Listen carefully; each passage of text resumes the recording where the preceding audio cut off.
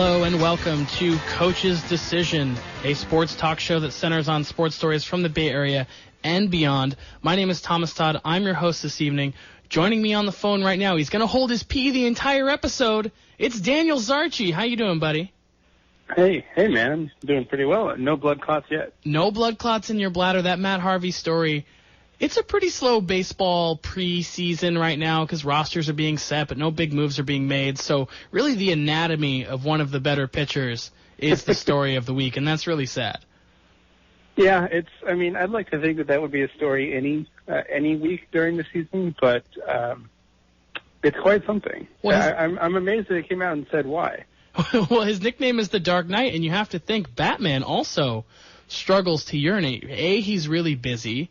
B, that suit doesn't appear to have any kind of buckle, zipper, button, or anything. So catheter. Alfred Pennyworth hooks him up with the most expensive catheter known to man. Oh, I'm sure. Only the best for Master Bruce.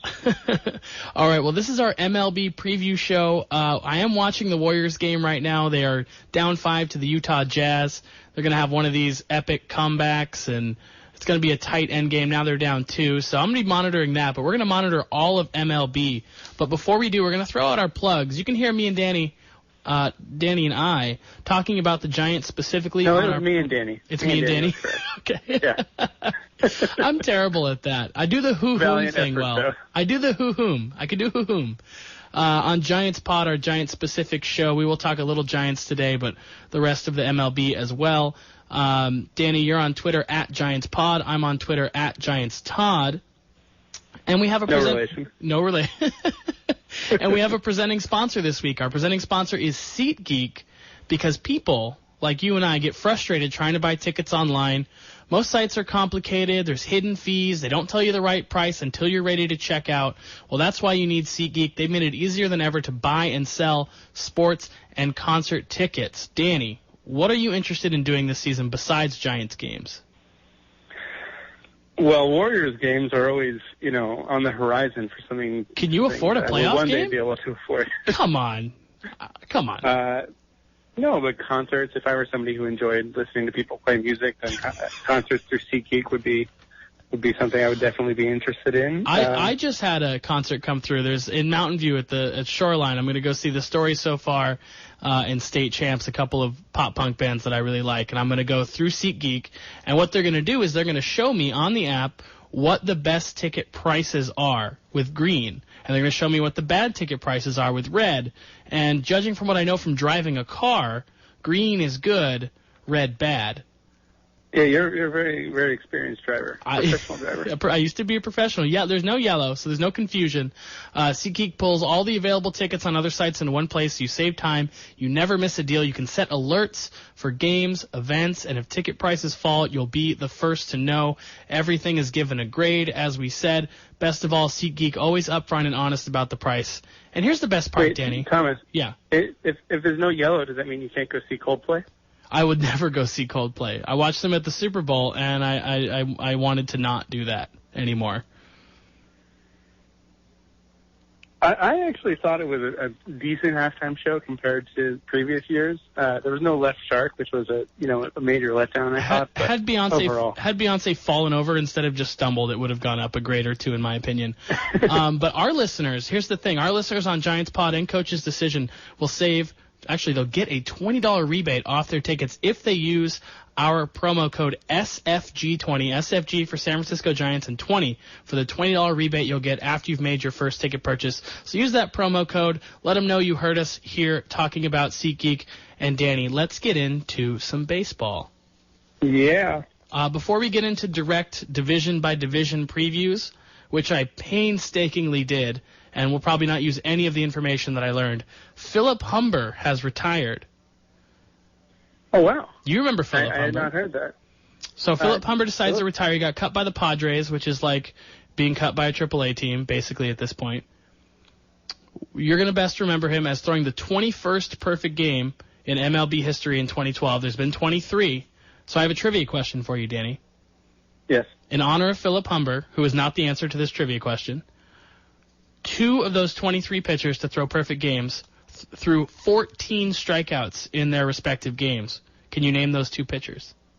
Well, one of them is obviously Matt Cain. Matt Cain, yes, in and 2012. The other one, I'm going to say Sandy Koufax. Correct. Wow, 2 for 2.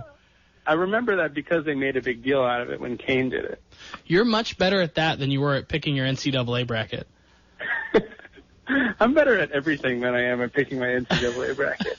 But I just want to share a Philip Humber memory. I don't have one of these. I was at the Wynn Casino buffet in Las Vegas, sitting at the table, stuffing my face, and I look down and I look at the MLB at that app and realize that Humber's in the middle of throwing a perfect game. I, secretly leave my boss and other people I was with on a staff retreat, go and walk toward the bathroom and start watching the game.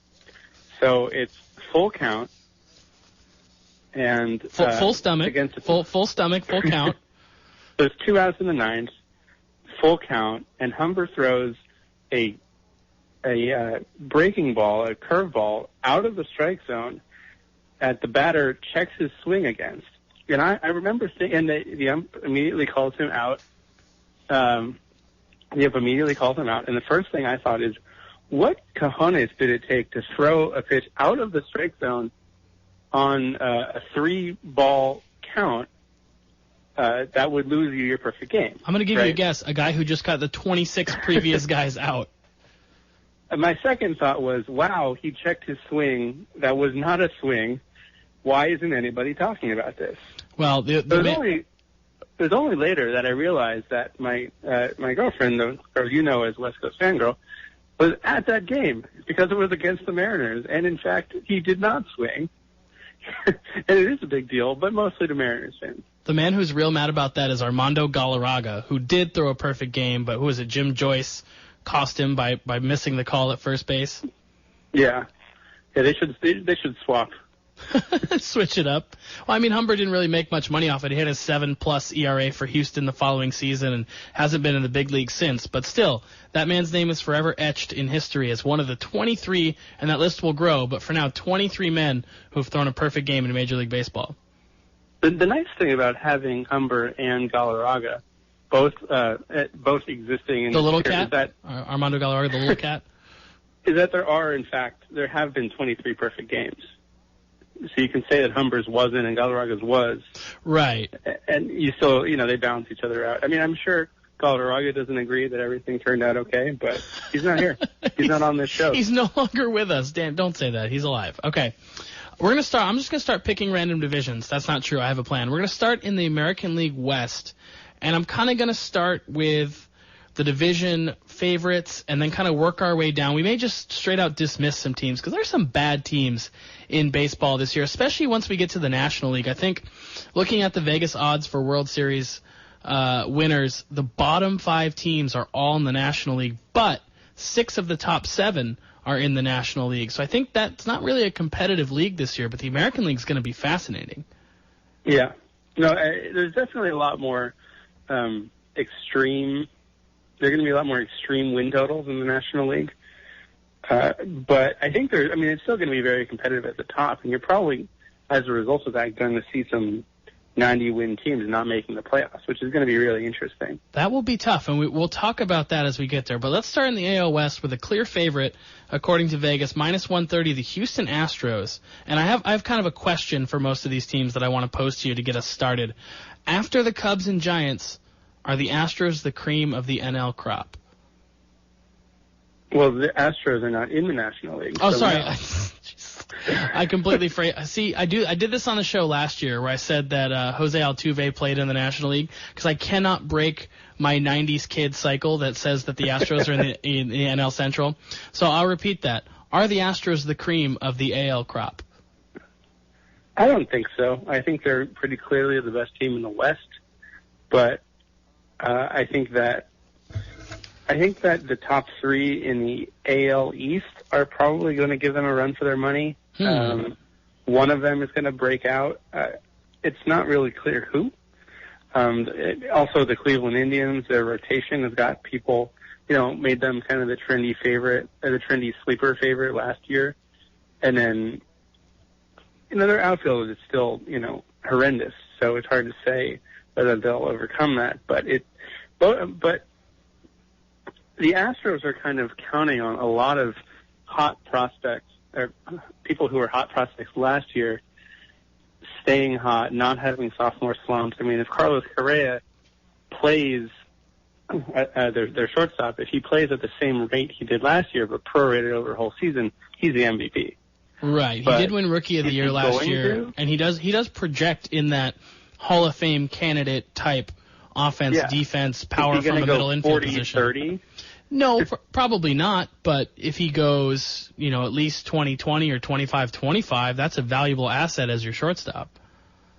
Yeah, and so he's probably going to have at least a good year, if not fantastic. I mean, Altuve is great, and ever since his breakout, he's been amazing. He continues to be amazing. They have a ridiculous amount of depth, kind of in some other places, and guys who haven't broken out yet but still could. I mean, George Springer was supposed to be an MVP candidate and has fought injury. He's not the prospect that Bryce Harper was, but you can still kind of see that he's somebody who came up with much fanfare, kind of disappointed people, but you don't know how much of it was injury. You don't know how much of it was maybe he's not that good, but he could still easily be, a top 10 wide, I was going to say wide receiver. He probably could be a top 10 wide receiver. He's a big man. But this team is also so deep that guys like John Singleton, who was a hot prospect, may not even make the team.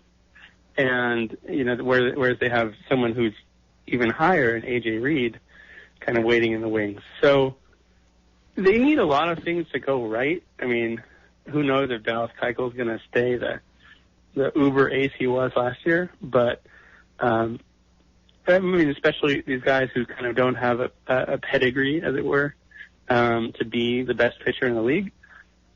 But you could see it happening. You could very clearly see it happening with them, whereas with kind of the Rangers or the A's or the Mariners or the other, well, the A's stink. A lot would have to go right.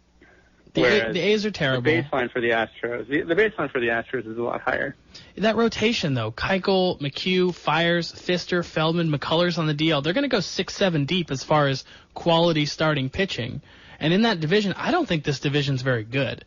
I don't think the Mariners are that good. I know the A's stink. Somehow the Angels have Mike Trout and Andrelton Simmons and are still 100-1 to make the World Series. So Albert Pujols. We're not really counting him. He's not elite, though. I mean, he's still a net positive. That's fantastic. So is Robinson Cano. He's still not winning the division for the Mariners. So yeah, I'm picking the Astros to win the division, aren't you?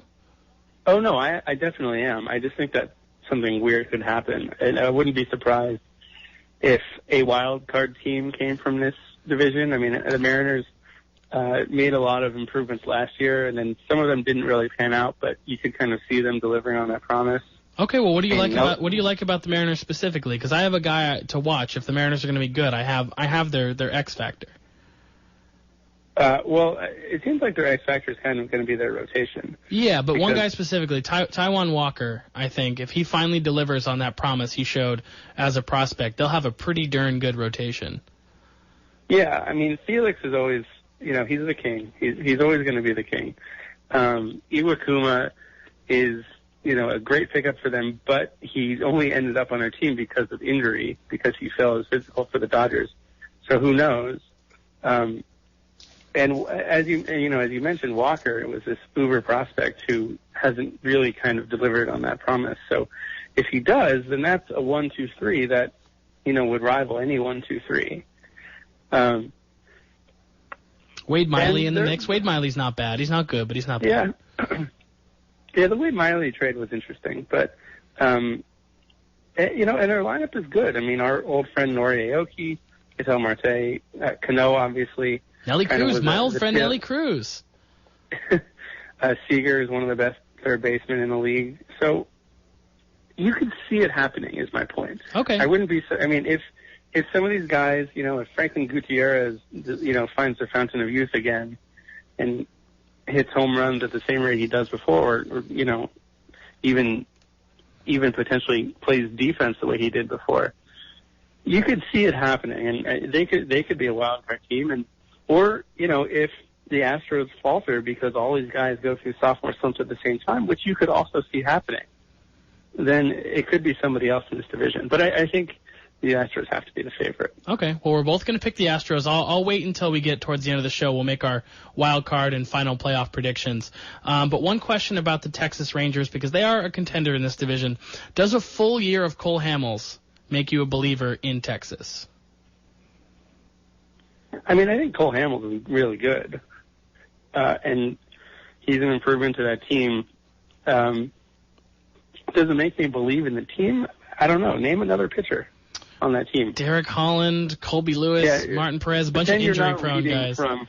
You're not reading off of the internet. I mean, there's one guy who could realistically be described as somebody who could be the number one pitcher on the team. And everybody else, I mean, the other four guys, aside from Yu Darvish, who is coming back midseason, and who knows what he's going to come back as, in his first partial season after Tommy John. These guys wouldn't crack the rotation for most major league teams. Okay. Rougned Odor.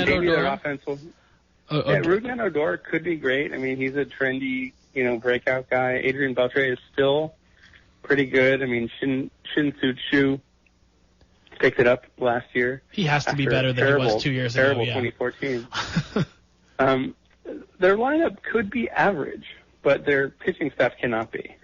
Okay. All right. I probably put the Rangers in third place in the West. Vegas disagrees with the Rangers plus 375, Mariners plus 450. We know if you could legally gamble where your money would be going in the AL West. Would you want to take a bet? Astros versus Mariners? No, Mariners versus Rangers. Oh, no, not at all. I have those teams neck and neck. I'm right with you. I just think that they're a class below where Houston is right now with their roster. I just love that rotation so much. They're going to be able to grit and grind throughout the season in a way that these other two teams cannot. And I think you have to make an obligatory plug for the A's that every year they look terrible, and every year they have a chance of doing well. Well, they were terrible last year. They were, and yet they had a good run differential until they, committed to tanking. I just don't. So, who's their? Sonny Gray is their best player. Who's their second? Josh Reddick. Like what? Josh Reddick is pretty good. Yeah, but they just don't have any stars. They don't have anyone. Billy Burns is good. Vogt is good. Yeah.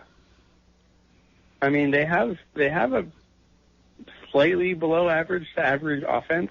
They're going to regret losing Addison Russell. I think that's the player they're going to regret losing.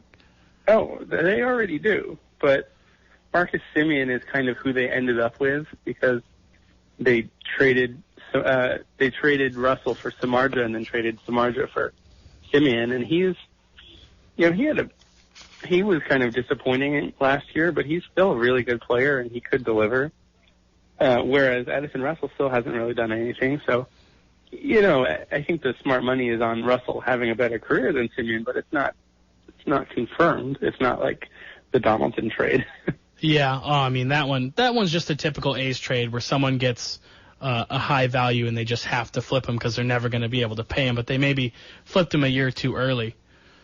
Yeah, exactly. Okay, well, let's move on to the AL Central because neither of us is picking the A's to make the playoffs this year. The AL Central odds, the Royals are the favorites just barely over the Indians. Royals plus 180, Indians 220. Let's start with Kansas City. Can the Royals reach the World Series for the third straight year? Can they? Of course they can. Will they? It's hard to say. I mean, Pacoda came out of Baseball Prospectus playoff odds. They projected the Royals to finish last in the division. So that. Why is that? Why would you think that happened? Why would you think that Pacoda did that? What is it that we don't see? I don't know. Make the case for me about the Royals. Well, because I see Moustakas, Kane, and Hosmer as a pretty solid core in your lineup. I see not the best rotation, but Yordano Ventura has bounce-back potential. He had a fantastic first year, a pretty average or below-average second year, but he's got all the talent in the world to come back. I don't have the Royals winning the division, but I definitely don't have them in last place. Not with the White Sox in this division, not with the Twins in this division. But the White Sox got a lot better in the offseason. They did, but they didn't get better than the Royals. The Royals only lost Zobrist and Johnny Cueto. You know, they got Ian Kennedy, who's Johnny Cueto light. Only lost? I mean, Zobrist and Johnny Cueto are both really good. I agree with you on that, but I don't think it yanks them out of contention when Pacoda projects them to be in last place in a decent division. Well, I mean, let's play the really stupid game where you compare player by player, right? So Moustakas was one of those hot prospects. He came up. He was terrible. Last year, for half of the season, he abandoned all hope of hitting for power and learned how to hit it the other way. In the second half, he said, screw this, pulled it, hit some home runs, stopped hitting it the other way. We don't really know what Mike Moustakas is, except that he's unpredictable. I mean, Lorenzo Cain discovered power last year. That could easily go away, as we've seen. Hosmer is another hot prospect who came up with much fanfare, hit really well, and then immediately forgot which end of the bat to hold. And since then, he's kind of rediscovered it, but who knows? Gordon is, the elder statesman who relies entirely on his defense, and everyone knows that that the ability to run really well ages just phenomenally. And then meanwhile, you've got Edinson Volquez as your ace, and major head case Yordano Ventura there, who could be good, or he could pick a fight with Mike Trout and get punched in the face and never play again. I don't think that's going to happen. I mean, the Royals' entire thing is let's shorten the game. If our pitchers can go 6 innings and leave with the lead, then this bullpen's going to shut them down. Great. And that has worked really well. But is it going to keep working? Are you betting on all of these guys to match their career seasons last year? No, I'm not doing that. I think they're going to be pretty good, but I don't think they win the division. Should we move on to the team that you think is going to? It sounds like you think Cleveland's going to win the AL Central. Can I pick nobody to win? Oh, come on, Danny. All right, well, let's get into Cleveland anyway. My question, can the acquisition of several veteran hitters complement an up-and-coming pitching staff? I'm looking at guys like Mike Napoli, Marlon Byrd, Juan Uribe, Rajai Davis. Because that's a pretty good staff in Cleveland. Oh, the pitching rotation is phenomenal. I mean, Corey Kluber, Carlos Carrasco, Danny Salazar, and then, who cares? Trevor Bauer. Trevor Bauer still has some late post-hype potential. You just keep telling yourself that. He's a great rapper. Their 1 through 3 is probably one of the best 1 through 3 in, on the planet. But they're behind the Mets, I would say. Comfortably behind the Mets. Sure. But if you're a team that's slated to start Rajai Davis and Marlon Byrd, literally in your starting outfield. Literally in your outfield, not in your figurative, imaginary outfield that exists on a different plane of the universe. No, in the grass, near the track, by the wall. Have you heard the name Tyler Naquin before? No. Naquin. You did research for today's podcast? Naquin? I have no idea where to even start with his name. Does it put you to sleep? Not during the day. It lets you work during the day, but at night it puts you right out. Yeah. I mean, Michael Brantley is going to come back from injury, and that's great. And that outfield is going to become slightly not terrible. But it's just so awful, and given that they're relying on relatively unproven guys. I mean, guys who have had major up and down seasons in their career. Guys like Jason Kipnis has been the best and the worst hitter on the planet at all, both in his young career. I mean, Yan Gomes the same. Carlos Santana takes a lot of walks. Who knows? Francisco Lindor had a really good rookie season, and a guy who is mostly known for his defense, hit above 300 and had some power, and that's great. They're also starting old friend Juan Uribe at third. Does that look like a good idea? No, but I appreciate the bats, that they went out and got guys who know how to hit. Bird still hits a lot of doubles, has a little bit of pop. Uribe always has his pop. Mike Napoli, a power hitter. I just like that they added some veteran bats because they could have just gone young, the whole squad, but they realized we can't waste the starting pitching. We need a modicum of respect, if not defensively, at least with the bats. Yeah, I don't buy it. I mean, it's tempting to just say that they're going to win 3 out of 5 games because those are the games that their pitching staff is going to be better than the opposing pitching staff. But I'm so uncomfortable with this offense and with the back end of their rotation that they may very well win the division, but they're going to do it they're going to stumble into the playoffs. Okay, well, we're gonna have you make your call at the end of the show. I'm gonna make a call on this next team, the Detroit Tigers. I really like the Tigers this year, and here's your question: can Justin Upton and Jordan Zimmermann keep the championship window open for Mike Ilitch? Sounds like a no to me. You gonna tell the owner of Little Caesars no? I wouldn't be surprised. I mean, Justin Upton is still good. Miguel Cabrera is still good. Victor Martinez, it might turn out that he was really hurt last year, and all of his poor hitting came because he was hurt. I mean, I'm certainly betting on that.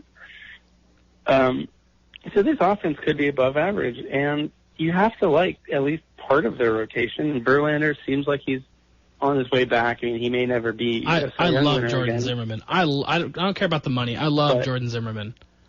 Yeah, and Jordan Zimmermann is, I think, classically underrated. So I like Verlander and Zimmermann. Anibal Sanchez is kind of a non-factor at this point. Pelfrey and Green, whatever. So a good offense and a good 1-2. I mean, I think that puts them kind of on par with Cleveland in my mind. Okay, and we need to wrap up because we're going way too slow for this to be the entire show. So what I will say about the AL Central is that the Minnesota Twins are going to be fun to watch because they're young, they're hungry, and they have cool uniforms. Agree? Yeah. And the White Sox are getting better, but probably not till next season. I'm calling the White Sox. I'm picking them. What? Yeah. You should bust out your wallet because they're plus 600 to win the AL Central in Vegas right now. So you should do that. Make a call. I'll bet you. You give me 6-1 odds. I'm not giving you anything. I'm giving you the AL East. We're going to close out the AL with everyone's favorite division. On the West Coast here, everyone's least favorite division because we hate East Coast bias. Let's start with the Red Sox. They finished 3 of the last 4 years. Did David Price and Craig Kimbrell make the Red Sox the class of the AL East? Vegas says yes. I mean, it entirely depends on Hanley Ramirez and Pablo Sandoval. Those are the 2 guys I have in bold in front of me. I have the lineup and the rotation in front of me. Those are the 2 names that I bolded. If they can get anything at all from those 2 guys, they're going to have a really good lineup because these young guys are coming up and they're ready to hit. Xander Bogaerts, Mookie Betts is already an MVP candidate, I can't believe. Jackie Bradley Jr. back from the pits of hell, but he's going to try to make himself relevant. I don't have the Red Sox winning the division, but I think if either Hanley or Pablo can reestablish themselves as major league hitters, it will do wonders for Boston. No, I agree, and they're kind of going with the Royals bullpen model, and obviously they lost Aroldis Chapman for 30 games, but Kimbrell and Koji Uehara and a couple of the other guys they have in their bullpen are really good. Wait, Chapman's on the Yankees. Right, that's what I meant. You're good. No, I know what you mean because they both have these lights out bullpens. Yeah, they both are. Yeah. No, they both are copying the Royals. You're completely right. Yeah. And the Royals probably tried to employ Rick Porcello at some point. So I don't understand Rick Porcello. Why he had an arm? Give him money? He had an arm. He was awake. He shows up every day. He's early. But that's one of those contracts that didn't make sense at the time, and now people regret it. He agreed to bring his own snacks. No, that would be the A's. Oh, yeah. That's good. Okay, so where are you with the Red Sox? I put them firmly in 3rd place. Oh, okay. Well, because I've got the Blue Jays taking down the division, and I want to ask you, can they repeat without David Price? Can the bullpen stay together for the kids? I think the Blue Jays' success is going to be entirely offense-based, as, is not much of a surprise. But I think that their offense is good enough. And it sounds like the leadership in Toronto is just stupid enough to piss off Edwin Encarnacion and Jose Bautista right before the season. And I think those guys are just going to go nuts because, they're fighting for a contract. They're fighting to prove Rogers and Rogers, the company, that they should not have mistreated them, stuff like that. So I think this is going to be the best offense in the league again, basically top to bottom. And they're pitching. They've got Marcus Stroman back. Aaron Sanchez has been a hot prospect for a while, and this is a situation where it's not like the Royals where it's kind of like the Royals where as long as you leave with the lead after 6 innings, then you can win the game. Except they're going to leave with the lead, and it's going to be like 8-6, or 9-0. Yeah. Yeah. Okay. I think their offense is so far and above everybody else's that it really will win them the division. Any potential for the Yanks or Orioles to sneak up? I think so. I would probably pick the Yankees to be fighting for second place with starting Boston. Pitching health. Man, starting pitching health is so important for them. Yeah, Tanaka is he the guy who had like a 2 ERA as a rookie, or the guy who was in the mid-3s last year, who was kind of always on the edge of Tommy John surgery? They'll take the mid-3s, but they don't want the on the edge of Tommy John surgery part. Yeah, Pineda, for some reason, is on everybody's list to, potentially be a stud. Severino looked great in very limited time last year. Sabathia still exists. He fills out his uniform nicely. Yeah, that's kind of the bad part. Is Eovaldi, who knows, and Sabathia is a shell of his former self. So they don't have a ton kind of backing them up there. But again, you ask for less from your starting rotation when you have such a good bullpen. Okay. All right, well, that's going to wrap up the American League. We'll get to the playoff picks in just a few minutes. Let's jump right into the NL East. But before we do, a little preview, a little promo from 99 Bottles, one of our sponsors located in downtown Santa Cruz on Walnut Avenue between Pacific and Cedar. 99 Bottles is the premier drinking and dining destination in downtown. They have everything you want as far as beer. They've got the IPAs, the browns, the reds, the blacks, the greens, whatever color beer you desire, whatever flavor profile you want. They have it in bottle or on draft. They have a full bar, a full food menu, a wonderful place to hang out. Daniel Zarchi and I have spent some times there. Joaquin Nagel and I have spent some times there. I don't know if Daniel Zarchi and Joaquin Nagel have ever met there, but I hope they have. I've never met Joaquin in person. I didn't think you had. But 99 Bottles is the place to go on Walnut between Pacific and Cedar. Thank you so much for your support of the show. Now, the NL East, let's start with the Mets. Can the top of the rotation carry the Mets back to the World Series? I think the Mets have to be the favorite. They have over the Cubs. Best rotation. Over the Cubs. No. Okay. You had me there for a second. No, I'm not going that unconventional. The Mets, are based on pitching, but they do have a really good offense, and that's getting Neil Walker. That was a coup. Yeah, you don't see it very often outside of like fantasy baseball, where two teams basically say, "I have 6 legit pitchers, and you have an extra whatever. Let's just trade," and they did. And the Mets had John Neese, who was too good to bench and not good enough to break their starting 5, and they traded for, to replace Daniel Murphy at second. It was perfect. I think everyone agrees it was a great trade. Yeah, no, I totally agree. I like their lineup. Re-signing Cespedes was a surprise. Getting Neil Walker was a surprise. The rotation was obviously going to stay intact, but Steven Matz, even Bartolo Colon at the back end, or Zach Wheeler when he comes back. We all know Zach Wheeler. So I think the Mets are comfortably the favorite in the NL East. But there is a team out there who could rack up some wins. They're the Washington Nationals. Can Dusty Baker, new manager Dusty Baker, harness this talented roster? Can the health of the Bats hold up? Well, and the other question is, do you think that Dusty Baker doing dusty things is going to hinder this team's ability? Well, what I have in bold is departures. Bold. Matt Williams. He could not run that team. He could not run that team. Sure, but as we know from Dusty's time, both with the Giants and with the Reds, he loves playing veterans and he hates playing kids. Well, fortunately, the veterans are the ones on this team that are any good. Well, the problem, though, is, you look at their lineup, you look at their rotation, the glaring problems are Danny Espinosa at short and Tanner Roark in the rotation. And Joe Ross.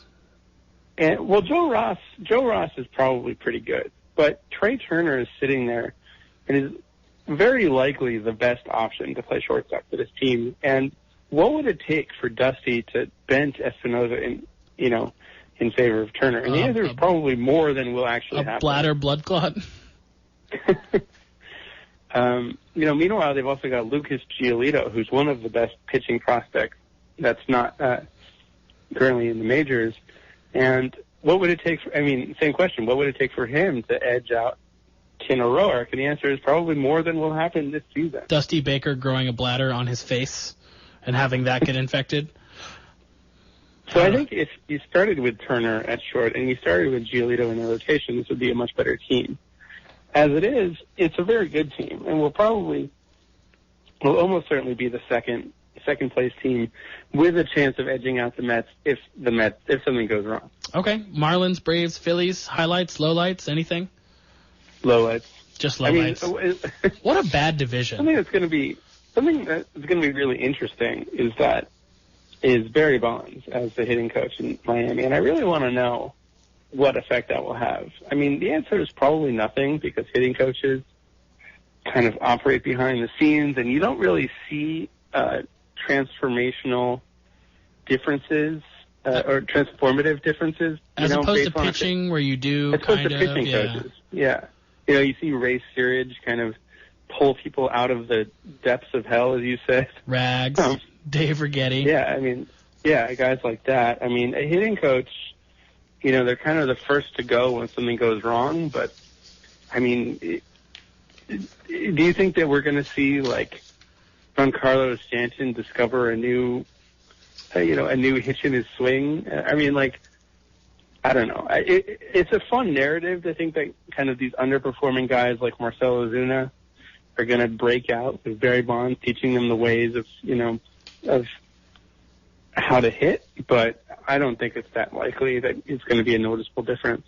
Okay, let's blow through the NL Central here. The Cubs are heavy favorites. Are they going to be the best team in baseball? They're almost certainly going to be. It's just that it seems like every year the team that invests heavily in free agents is the team that disappoints. Last year you saw the Padres do this as A.J. Preller picked up everybody and, damn the torpedoes. But here's the difference, though. They're doing it by combining with emerging stars. They have emerging stars, so now's the time to take on salary and go for it. Right. And so that's the difference. I do think the Cubs are going to be the best team in the league. Rizzo, Bryant, and Schwarber are all coming into their own at the same time. At the top, you still have Fowler, Jason Hayward, Ben Zobrist, Jake Arrieta, John Lester, John Lackey. This is a great team up and down. It's a really great team, and Kyle Hendricks is somebody a lot of people have picked to kind of break out. And he's their number 5 starter. Number 4 or number 5. Number 5. Yeah, that's amazing. This team is amazing. They have to win some games, but they're amazing. You can see how the team would not do well. Zobrist is quite old. Who knows what's going to happen with him. Kyle Schwarber strikes out too much. Miguel Montero is well past his prime. Addison Russell hasn't really done anything yet. Chris Bryant could take a step back. He also strikes out too much. John Lester doesn't know how to throw to first. And guys like Hamill and Hendricks, who knows? Like, if all of those happen, then the team will only slightly comfortably win the division. I completely agree with you. The Cubs are going to be the favorite going into the season, and there isn't much bust potential for them, a la the Nationals last season.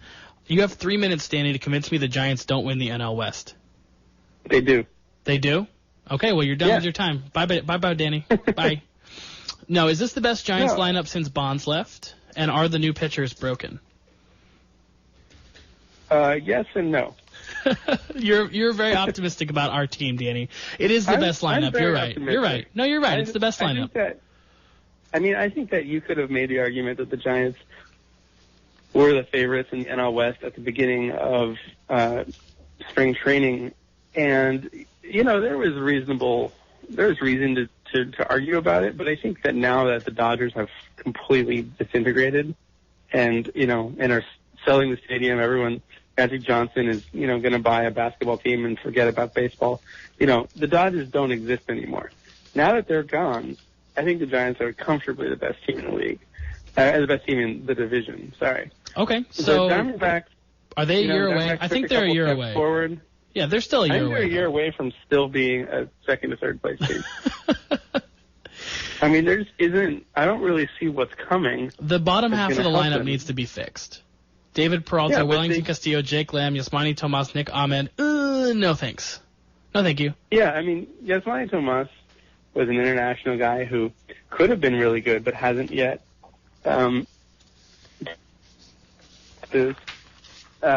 Nick Ahmed, who knows? But what happens when you trade away the number 1 overall pick is your farm system suffers. And when you do it along with a really good cost-controlled up-and-coming outfielder, and all you get back is Shelby Miller, you're mortgaging the future for a slight advantage this year, maybe. But that was a terrible trade, especially because they gave away Aaron Blair, too, who's been really good. Okay, Danny, we're going to post our picks on our Twitter feeds, but I need your ALCS and your NLCS right now. Who are your final 4? ALCS, let's see. I think that the Blue Jays. I have them in there as well. The Blue Jays, okay, so my 5 American League playoff picks are Toronto, Chicago, the White Sox, Houston. Goodness. Okay. Okay. Let me start west to east. Houston, Seattle, Chicago, Kansas City, and Toronto. Toronto. Okay. So I think Toronto is going to beat, wild card teams. So let's just say Seattle. So they're gonna make it to the ALCS, and then. So I think the ALCS is probably going to be Toronto winning against, I don't know, I could pick a team. I've got not Houston. Chicago. I've got Toronto beating Houston. Yeah, I guess that's the most likely thing based on who I picked. Okay, and in the National League, I have Giants over Cubs in the NLCS. I don't need all your playoff picks. Just give me your NLCS. I think Giants over Cubs sounds good because I think the Giants are going to win, and I think the Cubs are going to last longer than any other team. So yeah, I just at don't the risk of agreeing with you on all 4 picks. We're screwed. We're totally screwed.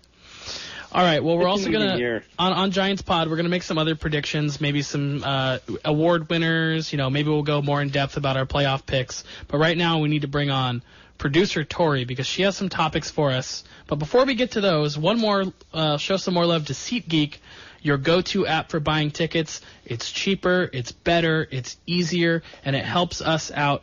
Go to the SeatGeek app. It's free. Add a promo code SFG20.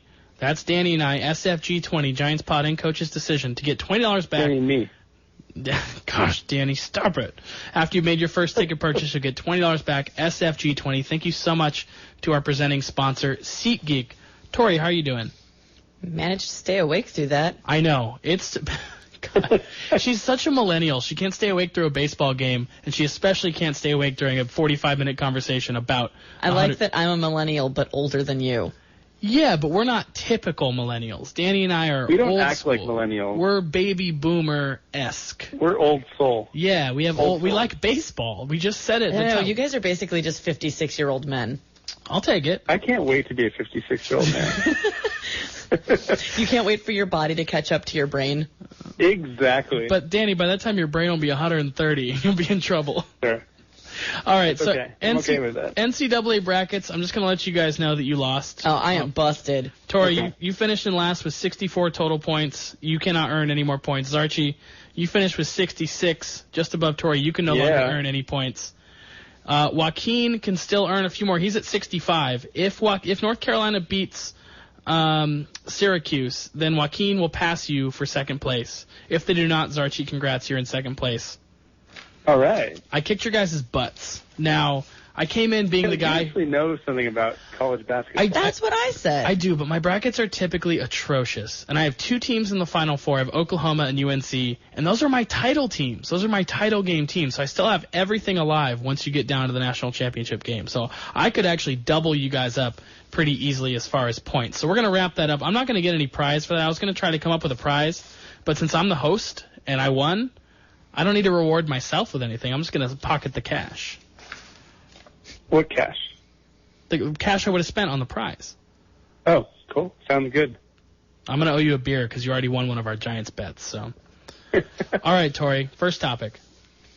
Von Miller's Dancing with the Stars partner is making him pay $100 every time he farts. Vonnie Buvashon Miller, as he's known on this show, his full name. I would be broke so quickly. It's fortunate that he just got, I think, Danny, did he get franchise tagged? Yes. Something like that. 15, 17 million, something like that. He's lucky he got that because if he's anything like me, if his diet is anything like mine, I would lose so much money. So now, wait, I have a question. What constitutes a fart? Oh, there was an entire compilation reel of him just ripping them during dance practices. Well, because there's the kinds where you're like, oh, that was a fart. That was one cavernous, good fart. If you have to ask, then it's a fart. But then sometimes there's the put, put, put, put. Is that 3 farts, 4 farts? Is that one big one? I think it's just like I'm really the glad that simple act of it. By this His dance partner actually said, I'm going to be so rich after this. And he agreed to this. Yes. He's going to have to make some dietary changes. Also, the thing is, when you're performing athletically or dancing, I don't consider those the same thing, you kind of lose yourself in the moment. You kind of lose some of your primary body functions, like thinking or seeing or bowel control. So I'm a little worried for Von Miller's wallet. We at this should point. never let him do yoga. Oh, yeah, your butts are right in other people's Thomas face. do yoga, it sounds like. No, I can't. I can't do it. All right, Tory, next topic. Rick Fox was asked if he would pass the ball to Robert Horry or Kobe Bryant with the game on the line. Kobe interrupts and says, he's throwing that damn ball to me. Oh, that is an interesting question. Rick Fox then throws it to Tyler Perry because that's who signs Rick Fox's checks now. But, Danny, who would you throw it to at last second? I'd throw it to you, Thomas. Oh, thanks, Danny. And I would throw it to Robert Horry. They don't call him Big Shot Rob for nothing. I mean, Kobe's fantastic, but he went 6 for 24 in a Game 7 of an NBA Finals. The team still won somehow, but I would throw it to Big Rob. Oh, are we going to talk about the D'Angelo Russell Swaggy P? Oh, it's in rivalry? here. I've got it in here. Let's jump to it. Let's jump to it right now. What is going on with the Lakers? Danny, you're big on infidelity. Can you rephrase that, please? Would you ever record one of your friends admitting to infidelity for any reason whatsoever? If he was engaged to Iggy Azalea, maybe? She fancy. On the one, I think we can agree that everybody acted poorly here. I mean, Nick Young for cheating. Nick Young for cheating. Iggy Azalea for rapping. With Iggy. Is it rapping? Igloo Australia? I have no idea. I can't decipher much of what she says. They're both jerks. You should not have a prank war on a professional sports team because it just makes everybody mad at each other. I've been in a prank war in a clubhouse before. I won, but then I got thrown in the shower, so I guess I lost. D'Angelo Russell got booed at home tonight. He got booed at home. He's being isolated from the rest of the team. They're not speaking to him right now. He's what, 20? He's a baby. He's going to get treated like a baby. They're going to have him in diapers in no time. So let's go to something more warm and fuzzy. like Iggy Azalea. Little kid somehow breaks through security to run on court during the Pelicans game to hug Melo. I'm going to come and be the serious guy who says the Monica Seles thing is a big enough part of my memory that no one should be running on the court no matter what size. Danny, what do you think? I think Mello can handle it. You think Mello can handle the child? Like, the ref, like, starts waving his hands, and Mello's like, no, it's fine. Gives the kid a hug, pats him on the head, sends him on his way. I'm more like, what did you show me? This isn't like a Jeremy Affeldt-sized child, is it? No, this is not one of Jeremy Affeldt's giant 5-year-old children who then, like, what, did he bust his hip? I think he strained a knee, lifting his son. Catching his son. I think, no, his son, like, jumped off a couch or something, and he caught him, surprisedly, and just ruined his knee. Oh, that was a great story. All right, what did you say, Tory? You had something? Oh, I had something. No, I like the baby crawling on the floor